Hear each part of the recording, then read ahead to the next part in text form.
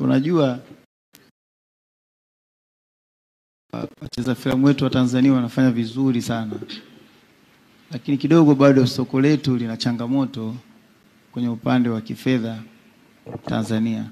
Ndio maana utaona kumekuwa kuna tamthilia nyingi ndio zinafanya vizuri katika vingamuzi mbalimbali, lakini nadhani bado kidogo kuna stability haijakaa katika movies za moja moja. Kwa hiyo maombi yangu na shauku yangu watu waendelee kuwekeza katika movies, isiwe tu kwenye tamthilia. Tamthilia zinafanya vizuri sana, ukiangalia tamthilia zote zinakuwa za kwenye vingamuzi tofauti tofauti. Sasa hao ndugu zetu hao Bongo Movie wanafanya kazi vizuri sana, na mimi nawaheshimu sana na nawaombea na naomba wawekezaji wawekeze fedha ili ziweze kufanyika movies pia moja moja. Yeye kama waandishi wa habari naombeni wapende na nyie support ili waweze kutusaidia kwenye sanaa zaidi. Naomba nitumie nafasi hii kwa Pepsi kuwapa at least jaribuni kuweka product placement katika hizi series za ambazo zinazoendelea. Muweze kuwawezesha zaidi.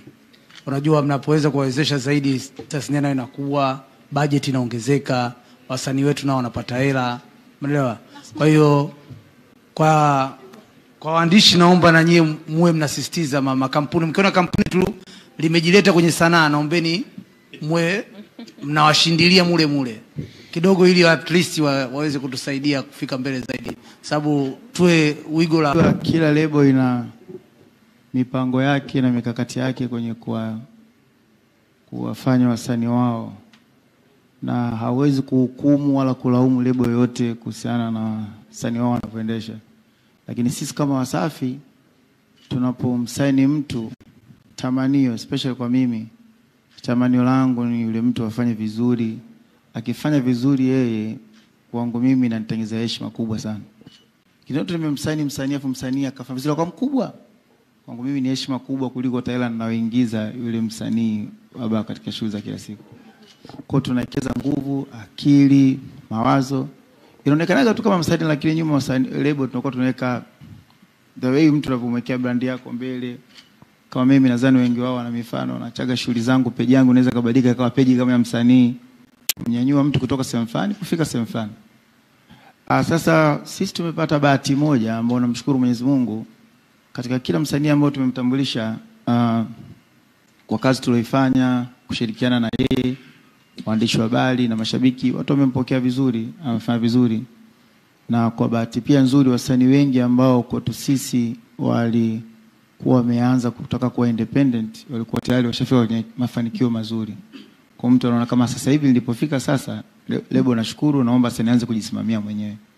Kwa hiyo akitoka pale, kwa nini anaweza kufanya vizuri? Kwa sababu Wasafi sio tu lebo. Nadhani watu kitu ambacho wakijua Wasafi, nisema watu wakija pale kama wako pengine darasani, kwa sababu nawafundisha vitu vingi. Kuandika nyimbo, nawafundisha unakuwaje star, nawafundisha unatakiwa present vipi nafsi yako ukifika sehemu. Yaani msanii unatakiwa ufanye nini, usifanye nini. Kwa yale madogo ambayo kanjalia Mwenyezi Mungu anawaelekeza. Mengine sasa watachanganya na akili zao na baraka za Mwenyezi Mungu. Sasa hiyo kila mtu anashapata hiyo, sasa yeye mwenyewe anajua kabisa kumbe ukifanya hivi na kwa hiyo ukifanya hivi na kwa sasa wewe mwenyewe unaenda kuifanyia kazi.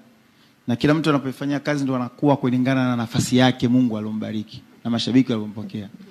Kwa baada hapo watu wanapotoka Wasafi, kumbuka wanatoka wakiwa tayari ni wanafanya vizuri sana. Sio wanafanya vizuri pale, wanaweza kwenda kujisimamia wenyewe na ile misingi tayari wanayo. Kwa hiyo baada pale wao wenyewe wanaweza kujiongoza. Hata kama mtu kitokea kidogo, kuna sehemu kasheki kidogo, inakuwa ni kidogo sana. Lakini kwa imani yangu mtu yote anayetoka Wasafi anaweza kufanya vizuri sana. Sasa hapo kwenye lebo zingine kwa kweli sijajua wao wenyewe wamekaje misingi yao, sijajua wao wenyewe wanaendeshaje lebo zao, na naheshimu kwa sababu kila mtu ana biashara yake, kila mtu ana taratibu zake.